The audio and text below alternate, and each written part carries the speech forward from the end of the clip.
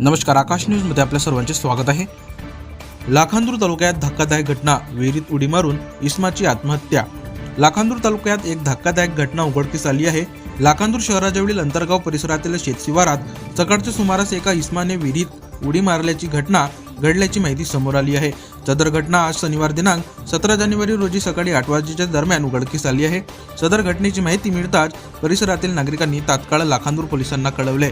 सूचना मिळताच लाखांदूर पोलीस घटनास्थळी दाखल झाले आहे। त्यानंतर विहिरीतून मृतदेह बाहेर काढण्यात आला।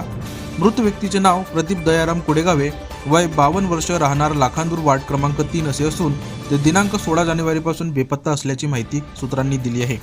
आज शनिवार दिनांक 17 जानेवारी रोजी चिचोली अंतरगाव परिसरातील शेतालगत असलेल्या विहिरीजवळ काही नागरिकांना सदर इस्माची चप्पल व मोबाईल आढळून आले। त्यामुळे कोणीतरी विहिरीत उडी मारल्याचा संशय व्यक्त करण्यात आला।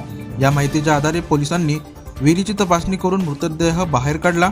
सदर मृत्यूचे नेमके कारण बातमी लिहिपर्यंत स्पष्ट झालेले नसून लाखांदूर पोलीस पुढील तपास करीत आहेत।